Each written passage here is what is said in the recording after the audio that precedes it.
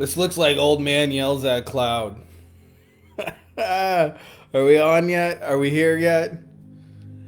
Ladies and gentlemen, it is official. We are live. Oh, so good to see you guys. I love you guys, man, for real. Like, you guys are just the coolest. The world has gone crazy, and it seems to be getting crazier at a more accelerated rate. You guys are just working on cool shit, putting your head down, so I really dig it. I'm so stoked to be doing this. Just a quick little announcement. I've got a bunch of trainings for you guys in the pipeline, some cool shit that I've been working on behind the scenes that it is in our video editing and kind of chopping process with my VAs and whatnot. I just haven't actually got to it because I've been busy with some personal stuff, random shit going on. My friend bought a car, like, for example, and he was like, can I give you cash and you send me money? So this seems like an absurd amount of money in Mexico, but it's like, I think like $2,000 US. But just random shit like that going on. But I promise to get to it and give you guys some awesome stuff really soon that'll help you guys. We're getting like really cheap buying stuff, and I noticed that we're a little bit in the Facebook apocalypse. A lot of the questions today are geared towards that, so we're gonna have some good shit on that. So I just wanted you guys to know there's some cool shit coming. No other big announcements, so let's get into the good stuff.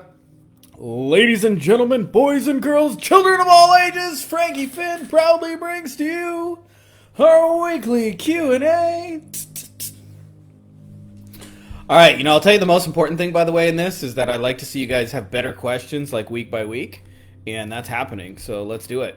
Our man Abel says, I just had a Facebook business manager disabled that had all my clients, and Facebook denied my request.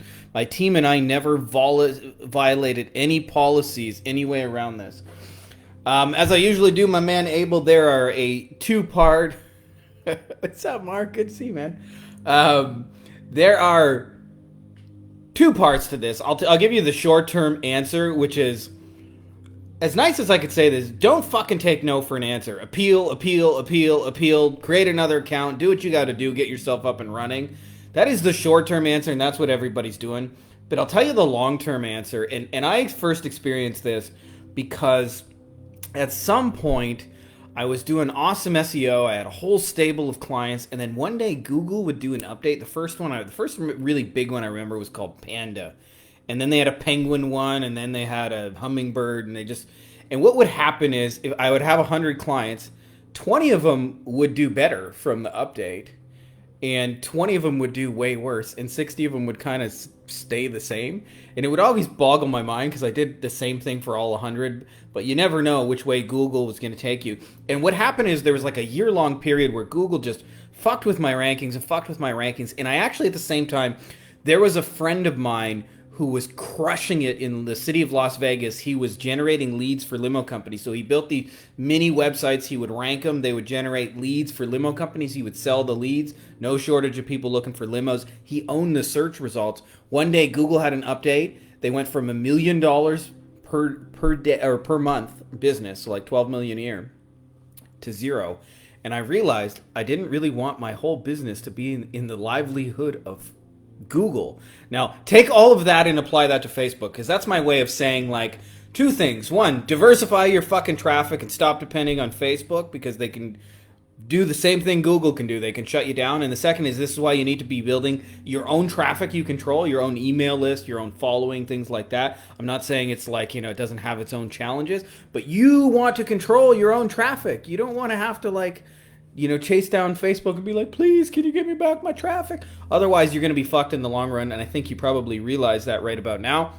I'm not trying to put salt in the wound. I'm just saying you need to be building your own traffic long term, because that's the only way you're going to get over it. And I'll tell you, this is why I'm so big on the direct mail, because I want things that are still going to be there in 5 or 10 years, and I'm just not expecting the postman to disappear. So if you guys are interested in that, we've got some training in there. I've done it in the Less But Better agency lead gen, but check that out, because one of the simplest things you can do is just fire up some direct mail campaigns and have your clients. A lot of times, by the way, people will pay $100 for like a phone call on Facebook to get like a booked appointment, and I can get that for like $5 on direct mail, but like people spend $100 on direct mail. They're like, isn't that risky? So, that's my way of saying, like, you gotta have more diversified sources of traffic, and you gotta control it and be building your own asset. I wrote about that here, by the way, in this Fancy Pants book. So this is version 2.0, about why you need to build assets for exactly the reason you mentioned, because if you don't, then what ends up happening is, unfortunately, you can lose your whole business overnight because they just lock you out of your account, lock you out of your client's account. Ask me how I know. It's happened to me like 6 times. Couple of questions, by the way. I might read these next two questions in order because they're very similar to yours, Abel. Alex says, hey folks, got my account disabled after the review. I'm not sure what to do next. Does anyone have suggestions on what to do next based on personal experience? Would really appreciate any help. Of course, Alex, it depends on whether or not you're doing this for clients or you're doing it for your own account. Like if it's just yours, just make a new account. Like don't even worry about it. Just move on. If it's for your clients, this is why you may want to fire up the Google machine, the YouTube, the TikTok, and just have some diversity. I know it's more work and it's more effort to set up, but Facebook is fucking crazy right now. Like for real, they can just shut you down at a moment's notice. And there's a reason why. By the way, I wrote about in this fancy pants book about running stuff for customer campaigns because the businesses you're working with have mountains of like unrealized income in the form of their customer list. And so, yeah, you can potentially run new leads to them, but they don't actually need new leads to make money. So even if Facebook shuts you down, maybe this is your call to action to go and start like actually helping them sell their customers and do stuff with their customer list, because you'll have more long-term success with that. And it's easier, by the way. Ask me how I know that. It's just way fucking easier. But, you know, same deal. In the short term, appeal. Just don't fucking take no for an answer. Like, harass. Sometimes you get a different person, you'll get a different answer. Kyle says, does anyone know how I can get direct access to someone within Facebook other than the business support that they give almost no answers? I'm trying to get through a couple problems. Number one, I've officially lost access to my Facebook profile other than my phone. I had to use the two-factor authentication, but when my phone broke, I lost access. Apparently, you're supposed to manually transfer it. I tried to get a code texted to me, but it will not send the text. My phone number is right, but will not send it to me. I've even tried my phone app to verify, but it simply will not work. Number two, I have a clients page that has been restriction from ads, and we have no idea why. Facebook will not tell us. Please help. Facebook, to me, is like a fucking shitty customer experience, by the way. I just want to throw that out. Reading all these comments, because it's happened to us. The first time it happened to me, by the way, we had personally spent like a couple $100,000, and then for clients like in the millions, and they were just like, boop, you're off. And I was like no warning, no, hey, it's because of this ad, no, like, hey, can we talk about it? Hey, can I be a good boy and make it up? No, they're just like, you're done. You're kicked off the platform. And I think that's a shitty way to do business in general. So when Facebook, you know, loses all its pull, I'm not going to shed a tear over it personally.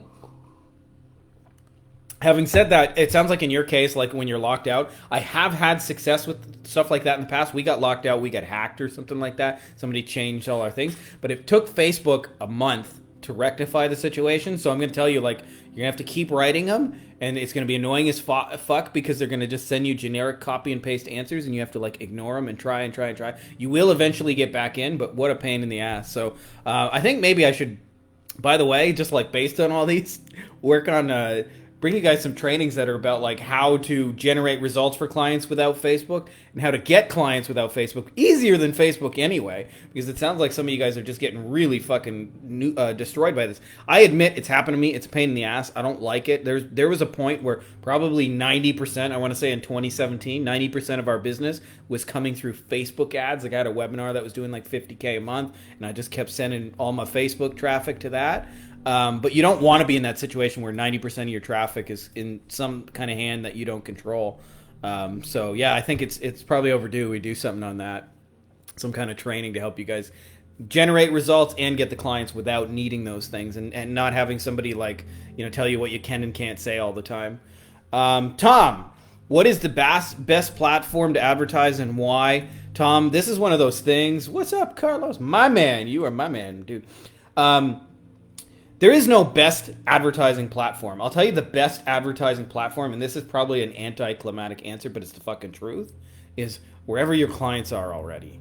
So like when I first broke into the lawyer space, there were a lot of like groups and communities of lawyers on LinkedIn. So I went on LinkedIn. Is LinkedIn the best traffic source for everybody? No! But was it the best source for lawyers at that time? Yes, it was. So it kind of depends on who you're going after. Like I say, if you're trying to reach e-commerce owners and they hang out in like Shopify groups and those kind of places, I would go to Facebook right there. If I'm trying to reach what I call the redneck niches, they tend to be like in person. Like a lot of times you got to meet those guys or you got to call them or send them a letter in the mail. Then I would do that. But I advertise. The question isn't where should I advertise? The question is where are my clients already? And then how can I advertise where they all are already? And that is the right answer. And yes, Matt, Facebook fucking sucks, but let's use them, milk them for your own traffic for while you guys can. Anyway.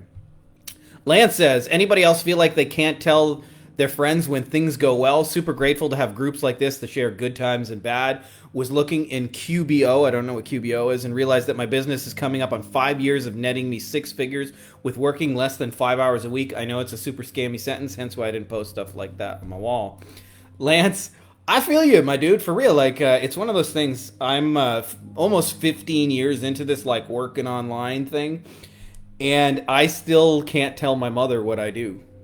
And she like, the first thing she'd do, like, this is legal, right? Like, you're not like, because I heard like there's like scams on the internet and like people get arrested for those things. You're not selling the Viagra pills, are you? No, Mom, I don't sell the Viagra pills. But thank you for thinking of me whenever an old man needs a boner somewhere. So this is the thing is like part of why I'm so big on this, and I went through probably like a 3-year period of really like filtering out noise. So like my Facebook feed is a good example. I got lots of friends and family that I've known for like 20 years and they're cool people, but like, I'm sure you guys know people like this. They basically have lived and died their entire life within an hour of where they were born. They've never gone anywhere, really done much. And that's cool. Like they're cool people, but I don't relate to them so much in business anymore. It's kind of like when Frodo in The Lord of the Rings, he goes all killing dragons and rings and battles, and then he comes home to the Shire, and it's just, this little simple life. And there's nothing wrong with that simple life, but like he's just a changed man, and he needs to go on another adventure. I think a lot of us feel like Frodo in that kind of example, and so the best thing you can do is just keep as many other Frodos around you, because otherwise you'll feel like you're going insane. I know there was a period when I first started, probably my first 2 years, I was sleeping on my girlfriend's couch, kind of felt like a loser. I shouldn't say I did feel like a loser. I wasn't really making headway with it. And I didn't know anybody who did what I did. And I actually met a guy online who I've, he was a good friend of mine. His name is Dave Mizuraki, the Dave Miz. And he has a really awesome e-commerce agency. I think they're probably coming up on 8 figures doing what he's doing. And he was the first person I knew who was like making real money on the internet. So this was like 2008, 2009. And I fucking stalked all of Dave's shit and like worshiped the ground he walked on. But that inevitably, like once you find one Dave, there's a second and a third, and you can build on that. So that's my way of saying like, make it your fucking mission to know as many cool people as you can know, and like stay in touch with those cool people. And I'll tell you how I do this personally. I batch everything. So like a lot of times when I used to have like an agency that had meetings and phone calls, the problem was I wasn't batching. And what that meant is one client would say, hey, can you meet on Monday? One would say, can you meet on Tuesday? One would say, hey, I need you Sunday night. And it was just all over the map, and my schedule was interrupted, and I couldn't like really have any consistency. Now, when I send out like client reports, I do them every second Friday. I do them all back to back in like 2 hours, and it's just like 2-minute video, 2-minute video, 2-minute video, 2-minute video, send, and I can update like dozens and dozens, and probably if I wanted to, like hundreds and hundreds, maybe even 1,000 plus clients if I wanted to, using that infrastructure.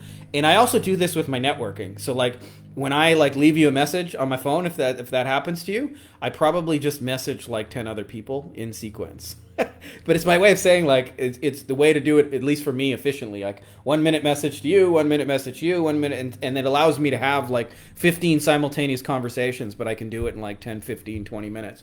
So you can never know too many cool people, and make sure to like batch your communication. You'll find you can manage a lot more cool relationships. I actually know like thousands of fucking cool entrepreneurs now, which to me is just the most amazing thing in the world, because I feel like super inspired every day just seeing what everybody's up to. Dylan says, hey guys, thoughts on this offer? We will design your website for free, and we guarantee results in the first 90 days of working together, or your money back. I'll tell you, the first thing that is a little confusing for me, my man, is that it says or your money back, and you're offering to do it for free. So that's a little bit of a disconnect right there. I'll tell you, I wrote about this extensively. Your offer is not your hammer. A website is a hammer. Nobody wakes up in the middle of the night in a cold sweat and says, I need a fucking website, right? So I'll tell you that where we've had the best success with that, I'm not saying this is the only way, but but it still works today, like 15 years later, is an add-on site for their most highest end valuable service. So like if I was breaking into roofing, I'm not, but let's just pretend for a second I was. I would say, hey, what are your most expensive roofing jobs? And they would inevitably say, like these really big commercial jobs, they can be like $250,000 and up. And I'd say, hey, can I make you a website just for your commercial work? I want to make you a little mini website that just highlights all the commercial stuff. And then we'll drive the commercial people to that website. How does that sound? So that's my way of saying, like, you have to be specific about what that result is. And I'll tell you, the biggest reason people can't articulate what their result is, because they don't actually know who they're talking to. So if you can be really clear about who you're talking to, then what result is a lot easier. So initially, like when I was first like breaking into the lawyer space, my target market was a lawyer, any lawyer, right? Of any denomination, of any kind.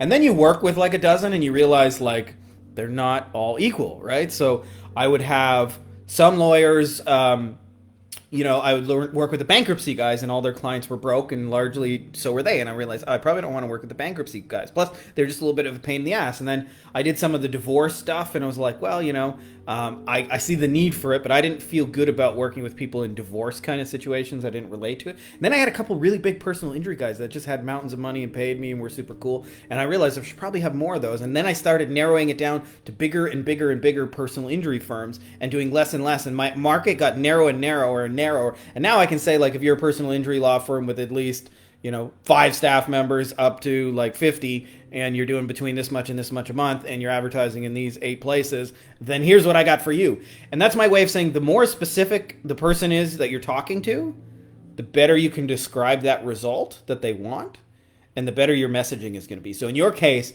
we'll build a website for anybody, and we're going to guarantee results. Like, how can you possibly do that, right? Like, I know, for example, one of the guys in our mastermind, when he first started out, his first website project, who's an awesome guy, Barnsey, by the way, his first website project was just like a friend who said, hey, I sell jams and jellies at the county fair. And sometimes people ask me if they can order it online, and I would like a little simple website where they can order my jams and jellies. Now, it's probably going to make some sales because there's already a pent-up demand for it. But seeing as they're just marketing to a little tiny local like spillover from the fair and the market, like, do you think they're going to sell billions of shit? Probably not, right? So how much could you really guarantee in that scenario, right? So having a clear person that your stuff is for, and almost always we do this backwards in my experience. What we do is we think, how can I have the biggest, widest, most million-person audience? And what I've found is, in a real lifestyle agency, you're never going to have more than 100 clients. When you get to 100 clients, by the way, there's no part of you that thinks, what I need right now is more fucking clients, right? So when I say that you're going to max out at 100 clients, it's better to be really clear about the best 100 people to work with than it is to try and reach millions of people with a message. And often what happens is when we try and reach millions of people, the message says nothing anyway. It says something like, hey, if you're a business owner, I can increase your profits. It's very different than like, hey, if you're a mortgage broker in Australia doing between 2 and 5 million, we've got a special XYZ service that will take you to 10, right? That's specific just for mortgage brokers. So the more specific you can make it, the better. And yes, as Matt has pointed out, offers like that can get you into trouble because you're guaranteeing a result and you don't even know who you're really guaranteeing it for. I understand like what you're trying to accomplish, but remember, the website is the hammer, right? The first time we really sold a website and did really well with it, where we started like selling a lot of websites, it wasn't my idea. Like, I'm not taking the credit for it, but a plastic surgeon came to me and said, hey, can you build me a mommy makeover website? And I was like, yeah, I don't see why not. And what I realized is the website was very secondary to the outcome he wanted, which in this case is, I want mommy makeover patients. They're usually like 25, 30, 40, $50,000, sometimes even higher. So like he wanted $40,000 patients. And so the more we built the website to accomplish the result he wanted to, that's what he was interested, the result of the website. So get clear on that piece and your offer will get stronger is what I'm saying. Arash says, hey everyone, what do you think is the best lead scraper out there right now? D7 Lead Finder looks good, but are there better ones? Yes. Arash, I'm a little bit against the grain kind of fella, but I like doing shit easier. Like, I don't like working as hard as everybody else works in this agency space. 15 years into it. It's not that I'm lazy, it's just that I'm like obsessed with leverage and doing things once that like produce results again and again. And we've had some kind of like internal tests. This is not like me personally, but just my kind of network, if you will, of testing the different lead scrapers. And if you're thinking about volume, like how can I get as many gazillion leads, then D7 lead scraper may do that. But if you're thinking about, I want to get the leads that are the most likely to convert to sales, then by far Coldlytics is the best tool for that. And actually, Coldlytics can actually pull out the most number of leads. But even if they didn't, it's not about quantity. Like I wrote about this extensively, but 60% of the buying equation is just talking to somebody who spends money in the first place. And I made this point, but like imagine, for example, for just a second, that your service is like barbecue pork ribs. Okay, so like imagine some ribs falling off the bone, slathered in barbecue sauce. And I want you to imagine you take your barbecue pork ribs and you go to the Jewish Vegetarian Conference and you set up a stand and say barbecue pork ribs. How do you think you'll do? And my answer is you're going to sell fucking zero, right? Because these people are vegetarians. And even if they weren't, they don't eat pork, right? So it's just a mismatch to the audience. And if you're talking to the wrong people, then you're already shit out of luck before you begin with. And a lot of people make agency like prospecting so much harder because they chase businesses that aren't established, that don't spend money, that aren't going to spend money consistently, that don't know how to close on the phone, and on and on. And like, it's not like those are bad people, but they're bad business partners to have your livelihood depend on. Now, imagine you take your pork ribs, you go to the Alabama football game, and you got a stand that says, all you can eat barbecue ribs.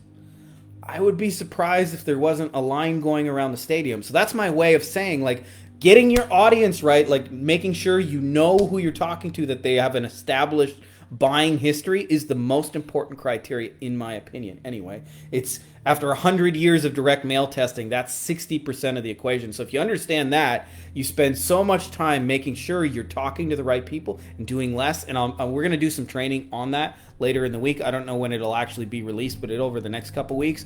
But I'm a big fan of Coldlytics because it helps get to the decision makers and the buyers, and you have lots of like overlaying criteria so that you can narrow down. Like, I'd rather have a list of 5 fucking buyers than 1,000 non-buyers, and I would rather follow up with 5 buyers like a gazillion times than I would chase 1,000 people who have no history. Like, you see this with a lot of businesses in real life that grow from referrals and word of mouth and all those kind of things, and that's cool. There's nothing wrong with that. But if they don't pay for Facebook ads now, they may never ever pay for Facebook ads, right? So if you chase the wrong business, you're trying to sell pork ribs at the Jewish Vegetarian Conference. That's different than if, like, I walk into a law firm and they're spending $100,000 a month on AdWords, and they pay their SEO guy $15,000 a month, and they're spending another 20 on Facebook, and they got an Instagram guy and a Pinterest guy, and they got TV and radio and billboards. Now when I say, hey, you should spend money on ads, they're like, we know what you got, right? Like, they're much more open to that. And so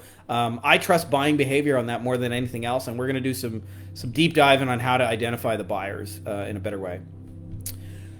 Group member, here's an anonymous post. So has anyone switched up the service they offered and got rid of a client? For example, I used to freelance and offer every service under the sun. Now that I have the agency, I plan to get rid of the clients I no longer want to service. How should I go about it? Oh, great question, my man. Or my lady, since you're anonymous, I don't know. Here's the deal. If you're in the agency game longer than 3 years, chances are you've refined your agency at least once. And I'd say I probably, depending on how you find it, there's probably been 3 different times I like majorly restructured what we were doing because you find better, more efficient models or cool ways to do it. So that's my way of saying yes, of course.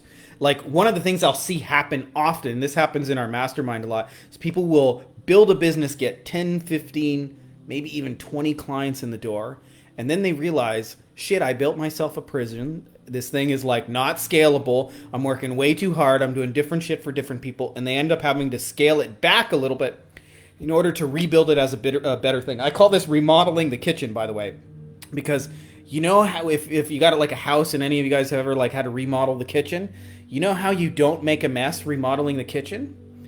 The answer is you fucking don't, right? Like if you're remodeling the kitchen for real, like shit's gonna get messy. It's gonna get wacky. It's gonna like be in like that room's gonna look messy. But as long as you know that what you're actually building and what it's gonna look like when it's finished, and you can hold that vision in mind while you're rebuilding the kitchen, it's gonna look beautiful and it's gonna look amazing when it's finished. So that's my way of saying like this is a common thing. You start out as a generalist offering everything to everybody, and then you realize you can't scale that, or that some clients are easier than others, or I want more clients like this and less clients like that. And so inevitably, what you restructure. Now, what do you do with the clients that you have? I'm a big fan of loyalty. So I personally, and I'm not saying this is the only way to handle it, but what I'll try and do is I'll try and keep those clients happy as long as I can, but slowly phase them out as I move into the new model. But people who've stuck by you and help you, I'm not a big fan of just like throwing them away. But sometimes you gotta like hey, we're just moving in a different direction. And if you do, the conversation's really really simple. Like Built to Sell by John Warlow has a really great example. It's like, hey, we've found out we're just really good at this one thing more than anything, so we've kind of decided to specialize in it. And so it wouldn't make sense for me to do like second-rate work for you. I'd love to just connect you with somebody who can take over for me and do great work for you. Would that be okay? And usually they'd be like, yeah, of course, man. Good luck with what you're doing. So like it's okay to like move on from and transition from clients. Here we got another one. Anonymous. Again, you guys love anonymous posting. I'm assuming anytime you guys post anonymously that there's no pants on. Somebody's not wearing pants. In the Zoom meeting, the pantsless Zoom meeting. Anyways.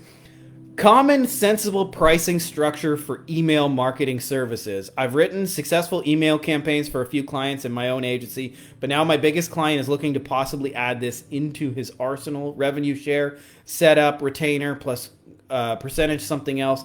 Any thoughts on this? Much appreciated. Firstly, like congrats. Like it's usually a good sign when clients want you to do more shit from them. Like that usually mean those relationships are going well. Most agencies don't experience that, by the way. If I talk to like 6, 7, 8 agencies out of 10, maybe, like most of them are not having your experience. So firstly, let me tell you, you're on the right track. Having said that, I never want to tell you there's any one way of doing it. The pricing depends a lot on what works for you. Now, let me tell you firstly, email marketing is a hammer. You are not selling email marketing. You are selling the result of it. And if you understand that, it's like, what are you doing in that email marketing? What do you actually like what campaigns are you sending? What are you offering people? Like, for example, if I send an email marketing campaign for a dentist, I'm not, but let's pretend for a second. And I say, hey, we got a teeth whitening for $29. Come on in for a teeth whitening. That is one use of email marketing. And he is not going to value that as much as if I say, hey, we have a $40,000 veneers package or implants. And if you'd like more information, we have a whole website dedicated here. And if you want a consultation, you can grab it here. And I sell his implants. He's not going to value those things equally, even though technically they're both emails. So we want to think about like what is the result and the outcome we're creating with our email. And that is always the basis for your pricing, is the value that you're providing and creating out of that. So for example, based on that, I would certainly take the easiest customers and sell them first. The more recently they bought, the better. Sell them the most expensive thing, because that's going to be the most valuable thing, or whatever their highest profit margin thing. Sometimes those are not always the same. The easiest thing you'll ever sell is sell them more of what they just bought. This is a little bit counterintuitive, because sometimes you think, oh, well, they just bought that. Why would they want more of it? And there's always reasons they want more of it. So if you can ignore that thought and just like sell them more of the things. So I'm actually doing this with Jay Abraham right now, where he's got people who bought a $30,000 weekend for him. There's a tendency to think, oh, they already bought a $30,000 weekend. Why would they want another one? Well, we can make another weekend about a different thing or another aspect of their business, or maybe it's the networking they want to go to. There could be lots of reasons. They could want to get away on vacation. I don't try and guess. I just try. They bought a $30,000 weekend. Let's just sell them another $30,000 weekend. So that's my way of saying, sorry, I lost my train of thought there. Okay, sorry, your pricing. If revenue share works best for you, like if you know your shit works, I like to do revenue share when I know the upside is astronomical. Now, what people don't understand about revenue share is a lot of times if a client proposes revenue share, it's a terrible idea because usually they're like, I've been burned in the past and all you marketers are fucking scammers. Why don't you like bring me results and then I'll take the pay after that. And those are terrible people to make revenue share deals with because there's usually underlying issues. They don't know how to answer the phone. They have bad attitudes. They're unwilling to change, things like that. So revenue share is only when I personally propose it and I want to have like really big upside. So I mentioned, name dropped a little bit, but we're doing something like this for Jay Abraham. And in Jay's case, Jay's got like tens of millions of buyers over 40 years, tons of people who bought shit from him. And so the upside is pretty fucking massive. So I say, hey, I'll do the whole thing revenue share, but I'm only doing it because I know the upside is tens of millions of dollars of business together, as where I wouldn't just do that to like my little local dentist, like, please, can we do a revenue share? So having said that, it may make sense to do it as a retainer. It may make sense to do it as both. It really depends on how certain you are you can provide the outcome, where that relationship is. I'm all for, actually, I think personally the best model is to get the best of both worlds, probably in the situation you're in, which means get a retainer, get halvesies on that, but also have a share of the upside. You see the e-commerce guys do this all the time where they say, we have a fee of $1,500 a month plus 10% of ad spend or whatever like that. That's kind of like a share of the upside. But you can do that in any business. You can do that with a dentist or whatever. Sometimes it's hard to track and all that. But for the most part, like if I could just sell like, and we actually don't do this in our niche, believe it or not, personal injury, but it's for legal reasons, not because I don't want the revenue share. And I've actually discussed with somebody, because lawyers can only pay a percentage to another lawyer, and I've actually discussed actually founding a law firm just so we can do revenue share in my industry. We may or may not do that down the road. It's not like an urgent thing, but that's my way of saying you probably, if you're asking, your best thing is probably both. Tebow, my man, sticking around, dude. I'm stoked for our talk tomorrow. I'm like, I see all the stuff you're posting in your group, so like I'm really stoked just knowing how much you're already working with, how you've got some great stuff working already. I know you're a smart guy, even though you're too tall to fit in your own house. So he says, do you systematize your client communications too? Personally, I message clients every 2 weeks to check in. It's got some emotional pain connected to it for me, though. Yes, we systematize our client communication. I actually think, I call these the 4 tracks of agency. And if you can systematize these 4 things, then you don't have to fucking do anything. You may want to do things. That's a different thing. There's certain parts of the business I actually enjoy. And those 4 things are, the first is I put these together because there's a big overlap, is your marketing and sales. Like how do you actually, your acquisition, if you will, how do you get clients in the door? Then the second piece is like your delivery in your fulfillment. And the delivery and the fulfillment has like a 50% one thing and a 50% the other thing. The 50% one thing is what you actually do. So if it's like, for some people that's running Facebook ads or setting up funnels and webinars and Google ads or websites, whatever, right? Like you want to systematize that piece. And then the other 50% of that is the communication. And I'll tell you how fucking important that 50% communication, I'll come back to that in a second, but just to tell you how important that was. This is a true story. At my old house here in Mexico, my neighbor got his dream home built. And I said to him like, oh, cool, like nice house. Like how was the experience of buying it? Just making small talk. And he looked at me and he was like, it was the worst fucking experience of my life. And I went, okay. And I said, why? And he said, well, I sent my life savings to a stranger in Mexico, sight unseen. Nobody responded to me. I got no messages. I got no follow-up. After 3 or 4 months, I got a document in Spanish. Couldn't fucking read it. Couldn't easily translate it. Couldn't reach anybody. And I said, well, what happened? And I turned out. And he said, after a year, I came down and my house was built perfectly. And I said, so what's the problem? And he said, but I was in and what he was trying to communicate is because there was zero communication, he was in a state of anxiety about those things. So the easiest way I found personally, I'm not saying this is the only way to systematize communication, is our communication is very front-end heavy when they trust us the least. And in the beginning, we give them lots of updates, almost annoyingly so, about little things that probably most agencies wouldn't think to make a big deal about it. But I compare it to like the house. if somebody's saying like, if somebody just bought a house, they sent you $250,000 for your dream home or whatever it costs in Mexico. For my neighbor's house, I'm ballparking his house probably a quarter mil. Imagine instead he gets a call from the owner the next day and says like, "Hey, we're so excited you decided to buy a house from you. We want to welcome you to the family. It's such an honor and a privilege." And then the next day he gets a little video and it's like, "Hey, this is your plot of land. This is what you own right here. It doesn't look like much, but it's yours, baby, and we're going to build here and I'm going to." And then another week goes by and they go, "Hey, we laid some foundation." Another week, we put up walls. Another thing, all those things, right? Like we put in electrical, we put in drywall, whatever. I'm not a builder, so I'm bullshitting here, obviously, but you get the idea, is that they're giving them updates. So for me, it's like little things you do, like I installed my Pixel, can be a message. Hey, just want to let you know, hey, we put the code on your site. We're tracking peeps right now. Hey, just wanted to let you know we launched our first ads. Hey, just wanted to let you know that we're getting our first clicks and our first leads today. Just wanted to let you know, like, good things are happening. And the overall kind of format of those communication is like, hey,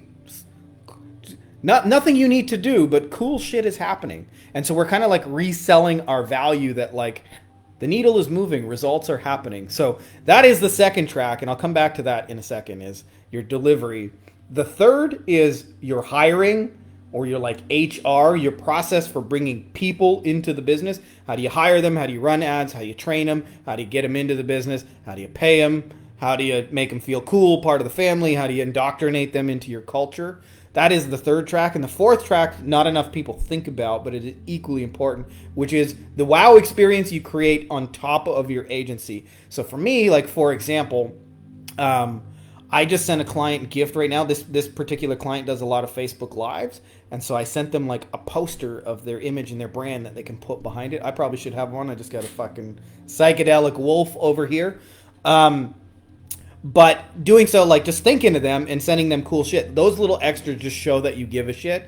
And they don't necessarily have to even be gifts. They can just be like personal messages. Like one of the things I do, like with my lawyers, I'm often like commenting on their shit, like paying attention to them and their personal life. How's the kids? How's the family? It's all that extra stuff that hasn't, hey, like for example, like I just left a lawyer a message 2 days ago, had my kids sing happy birthday to his wife, right? The reason I'm not getting fired is not because our ads are crushing it. It's because like, oh, his kids sang happy birthday to me. It's so sweet. So having said that, if your communication is painful, more than likely it's probably because you're doing the hey, how are we doing thing instead of playing offense on the here's how we're already doing, especially in the beginning. So you'll notice the longer you've had a client and the more they trust you, the more you can stretch out those communication in time. Like one of the guys in our master named Robert, really smart dude. He's had a client he's been running Google ads for like 4.5 years, and the ads are still working 4.5 years later. And so the communication is once a month. Yep, still working. Cool. See you next month. And that's it, right? You can do that when trust is established. But in the beginning, when they trust you the least, that's when I play offense about all those little communications. So I would say if you're going to design your communication at all, the first 2 weeks is the most important. The next 30 days is the next most important. And then 90 days. If you can make it through 90 days and have clients still love you at the end of 90 days, there's very little you have to do. And then what we do is we like templatize those messages so that like I don't actually need to send them. I can just have a VA send them, or I could use a tool like Go High Level, which we don't actually use in our agency. But if I wanted to, I could do that.